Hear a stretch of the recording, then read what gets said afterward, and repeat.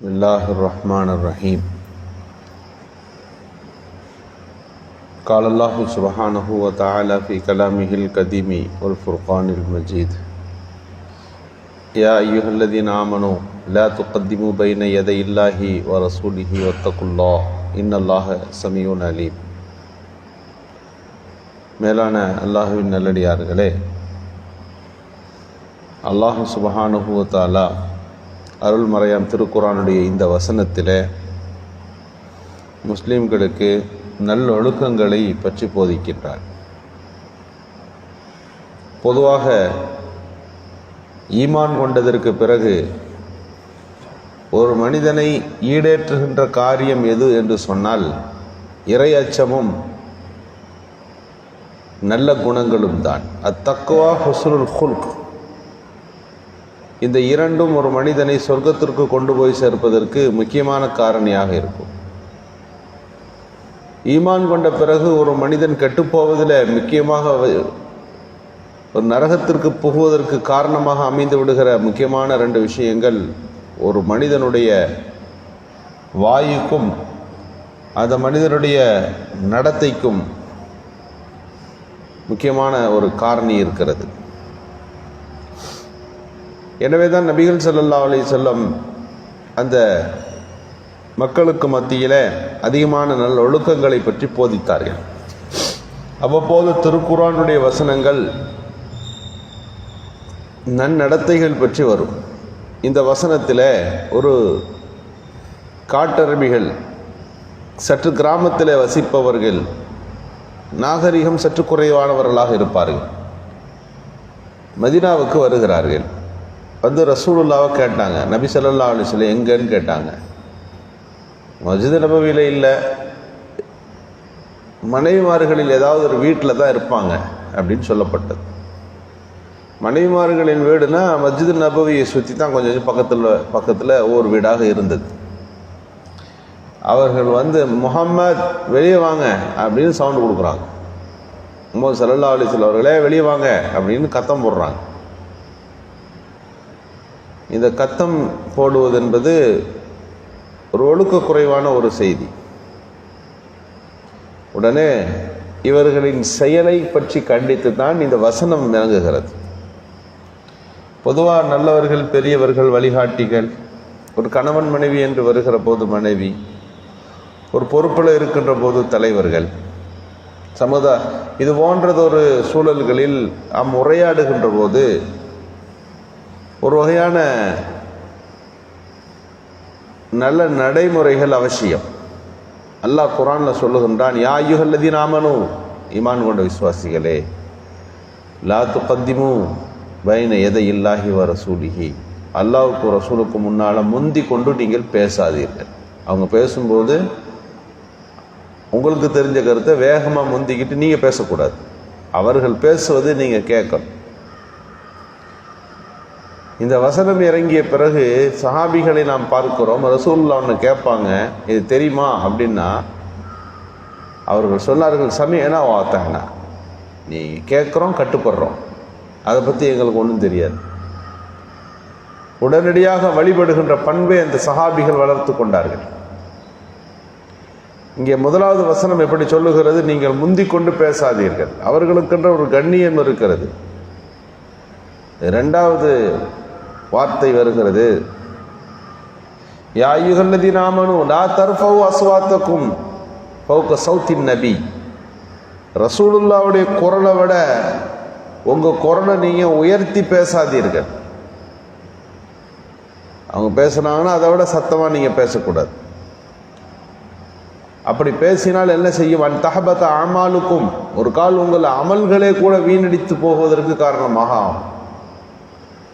சஹாபிகளுடைய அமல் எப்படிப்பட்டது? இஸ்லாத்தை நிலைநாட்டுவதற்கு அவர்கள் செய்த அமல்கள் எப்படிப்பட்டது? அந்த சஹாபிகளை பார்த்து குர்ஆன் வசனம் இறங்குகிறது. நீ எல்லாம் சரிதான், நல்ல அமல்கள் சரிதான், தியாகங்கள் சரிதான், இந்த இஸ்லாத்திற்காக வேண்டி உங்கள் உழைப்பு உயர்ந்தது, மெச்சத்தக்கது, போற்றத்தக்கது. ஆனால் அந்த செயல்பாடுகளே கேள்விக்குறியாக ஆகின்ற அளவிற்கு ஒரு செய்தி எதுவென்றால், ஃபௌக சௌத்தின் நபி, ரசூலுல்லாவுடைய சொல்ல விட உங்கள் வாக்கியம் என்ன செய்யக்கூடாது, ரொம்ப உயர்வாக இருக்கக்கூடாது. இந்த ஆயத்து இறங்கின உடனே ஒரு சஹாபி பள்ளிவாசலில் அதிகமாக ஜமாத்து சபைகளில் இருக்கிறதில்ல, ஜமாத்து தொழுகைக்கே அவர்கள் சற்று பின்னடைவு செய்ய ஆரம்பித்தார்கள். ரசூல்லா கேட்டாங்க, அந்த சஹாபி எங்கன்னு. அவர் சொன்னார், யார் ரசூலல்லா, என் தொண்டை பெருசு, சாதாரணமாக எல்லாம் பேசுகிறத விட நானும் ஒரு வார்த்தை பேசுனா ரொம்ப பெரிய சவுண்டாக இருக்கும். குர்ஆன் ஆயத்து வந்திருக்குது, உங்கள் சத்தத்தை விட அதிகமாக சத்தம் போடக்கூடாதுன்ட்டு. அதனால் எனக்கு ஒரு பயம், என் அமல்கள் வீணடிக்கப்பட்டு விடுமோ என்கின்ற அச்சம் எனக்கு வந்து விட்டதுன்னு அவங்க சொன்னப்போ, ரசூலுல்லாஹி ஸல்லல்லாஹு அலைஹி வஸல்லம் அல்லாஹ் சோதிப்பதற்கு தான் இந்த வசனத்தை இறக்கி இருக்கிறான். இது வேண்டுமென்றே அவர்கள் தங்களுடைய இந்த கண்ணியம் மறந்து பேசுபவர்கள் குறித்து வந்த வசனம் இது. ஒரு மனிதனுக்கு இயல்பிலேயே தரப்பட்டிருப்பதை பற்றி பிரச்சனை இல்லைன்னு நபி ஸல்லல்லாஹு அலைஹி வஸல்லம் அவர்கள் அந்த சஹாபிக்கு விளக்கியதாக அந்த வார்த்தைகளை பார்க்கிறோம். இப்படி திருக்குர்ஆனிலே அந்த சஹாபிய பெருமக்களுக்கு எப்படி நடந்து கொள்ள வேண்டும் என்கின்ற வழிமுறை அங்கே சொல்லப்பட்டது. ரசூலுல்லாஹ் வர்ற வரைக்கும் நீங்கள் வெயிட் பண்ணலாம், அவங்க வந்தோடனே நீங்கள் பேசலாம். வருவதற்கு முன்பே நபி அவர்களை வீட்டுக்குள்ளே இருந்து நீங்கள் வெளியே வாங்க எப்படி என்பது உங்களுக்கு மத்தியில் ஒருவர் இன்னொருவரை அழைத்து கொள்வதைப் போல நீங்கள் ரசூலுல்லாஹ் முஹம்மதே அப்படின்னு கூப்பிடாதீங்க. முஹம்மதே என்று அழைத்தது தவறு. உங்களுக்குள்ள என்ன பேசிக்கிறீங்களோ அதுபோல பெயர் சொல்லி கூப்பிடாதீங்க அப்படின்னு குர்ஆன் வசனம் இறங்குகிறது. இதெல்லாம் நமக்கு சமகாலத்தில் ஒரு மனிதன் நடந்து கொள்ள வேண்டிய வழிமுறை. இன்றைக்கு ஒரு மனிதன் என்று சொன்னால் எதை வைத்து கவனிக்கப்படுகிறான் என்று சொன்னால் அந்த மனிதனுடைய நடைமுறைகள், நல்லொழுக்கங்கள், நற்குணங்கள் பற்றி மட்டும்தான் ஒரு மனிதனை எடைபடப்படுகிறது. எனவே எங்கு எப்படி நடந்து கொள்ள வேண்டும் என்கின்ற ஒரு பயிற்சியை எடுத்துக்கொள்ள வேண்டும். எல்லா இடத்திலும் ஒரே மாதிரியாக நடந்து கொள்ளுவேன் என்று நம்முடைய செயல்பாடுகளை அமைத்து கொள்ளக்கூடாது என்பதற்கு இடம் தெரிந்து இடம் அறிந்து நீங்கள் நடந்து கொள்ள வேண்டும் என்பதை பற்றியும் இந்த குர்ஆனுடைய வசனங்கள் எடுத்து ஓதுகிறது. எனவேதான் அந்த சஹாபிகளிடத்தில் உயர்ந்த பண்புகள் இருந்தது. ஈமானுக்கு பிறகு அந்த சஹாபி பெருமக்களிடத்தில் இருந்த உயர்ந்த விஷயம் எதுன்னு கேட்டால் அழகான நல்ல குணம். அது தொழில்துறையாக இருக்கலாம், குடும்ப வாழ்க்கையாக இருக்கலாம், இன்ன பிற விஷயங்களாக இருக்கலாம். நல்லதொரு பண்புகளை அவர்கள் கொண்டிருந்தார்கள். இந்த வசனத்தில் அடுத்தடுத்த வசனங்களிலே அல்லாஹ் இப்படி பல்வேறு நல்லொழுக்கங்களை பேசுகிறான். ஒரு செய்தி வருது, வந்த உடனே நீங்கள் அந்த செய்தியை நம்பிடக்கூடாது. அந்த செய்தி உண்மையா என்பதை பார்த்து விட்டுத்தான் நீங்கள் ஒரு காரியத்தில் முடிவெடுக்கணும். ஒரு ஆள் கண்ணு அடிபட்டு நிலையில் வர்றாரு, நீங்கள் இப்படி செஞ்சிட்டாருன்னா நீங்கள் உடனே எதிர்தரப்பில் நீங்கள் கோவப்பற்றக்கூடாது. முதல்ல அவரையும் கூப்பிட்டு பார்க்கணும். அவருக்கு 2 கண்ணு இருக்காம கூட இருக்கலாம், இவருக்கு ஒரு கண்ணு பாதிச்சிருக்கலாம், அவருக்கு 2 கண்ணுமே இல்லாமல் வந்தால் என்ன செய்வீங்க? எனவே வருகிற எல்லா செய்திகளையும் நீங்கள் உடனடியாக நம்பாதீர்கள். மறுதரப்பையும் நீங்கள் பார்த்து விட்டு முடிவெடுங்கள். ஒரு சஹாபி ரலியல்லாஹு ஜகாத் வசூலிப்பதற்கு ரசூலுல்லாஹ் அனுப்பினாங்க. அவர் போயிட்டு ஓடி அவங்க அடிக்க வர்றாங்கன்னு சொன்னாங்க. அந்த மக்கள் எதிர்க்கிறாங்கன்னு சொல்லிட்டார். ஸல்லல்லாஹு அலைஹி வஸல்லம் சஹாபிகளை கூப்பிட்டு அவர்கள் ஜகாத்து கொடுக்க மறுக்கிறார்கள் என்பதை தாண்டி அவர்கள் ஜகாத்து வசூலிப்பவர்களை தாக்கவும் முற்படுகிறார்களா, அப்படியே அவர் ரெடி பண்ணுங்க, போர் ரெடி பண்ணுங்க, ஆள்களை தயார் பண்ணுங்க, என்னன்னு விசாரிச்சிடலான்னு ரசூலுல்லாஹ் ரெடி ஆகிட்டு இருக்கிறப்போ இந்த செய்தி அந்த மக்களுக்கு போகிறது. அங்கேருந்து செய்தி சொன்னாங்க, வந்தவரை வரவேற்பதற்கு நாங்கள் தயாராக இருந்தோம், அவர் உள்ள வரவே இல்லை, அவர் போயிட்டாரு.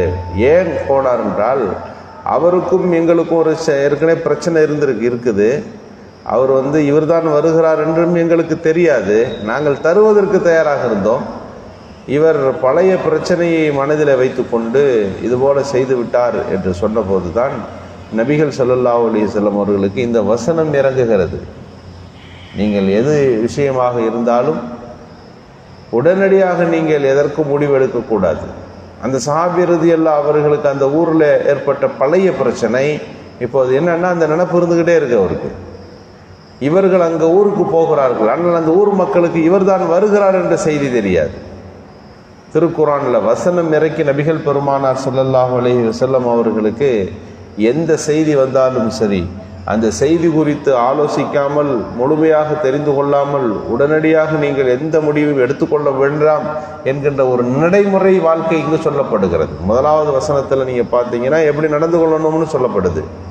ரெண்டாவது, நம்முடைய உளவியல் பண்பு எப்படி இருக்க வேண்டும், நம்ம இன்டெலிஜென்ட் எப்படி இருக்கணும், எல்லா விஷயத்திலையும் சிந்திக்காமல் செயல்படக்கூடாது. நடைமுறையும் தேவைப்படுகிறது. உள்ளுற உங்களை கூர்தீட்டி கொள்ள வேண்டிய பல அம்சங்கள் இருக்கிறது. உலக வாழ்க்கையில் அது ரொம்ப முக்கியம். எல்லாம் யதார்த்தமாக நாம் வாழுகிறோம் அப்படின்னு நீங்கள் சொல்லக்கூடாது. அது சில நேரங்களில் அது சரியாகவும் பல நேரங்களில் அது விபத்திலும் ஆபத்திலும் கொண்டு போய் முடியும். யாருக்காவது நாம் அநியாயம் செய்வதற்கு அது காரணமாக அமைந்துவிடும். எனவே நபி அவர்கள் எந்த செய்தி வந்தாலும் இனி விசாரிங்க, முழுமையாக விசாரித்து விட்டு என்ன நடவடிக்கை அதை நீங்கள் மேற்கொள்ளுங்கள் என்ற இந்த திருக்குரானுடைய வசனம் நம்முடைய சொந்த வாழ்க்கையிலும் இந்த பண்புகள் இருக்க வேண்டும். நம்மை நாம் எல்லா விஷயங்களையும் பயிற்சி எடுத்து அவற்றை அணுகுகின்ற முறைகளை நாம் மேம்படுத்தி கொள்ள வேண்டும் என்பது இந்த வசனம் சொல்லித் தருகின்ற செய்திகளாக இருக்கின்றன. இறை அச்சம் தேவை, ஹுஸ்னுல் குலுக் என்பது அவசியம்.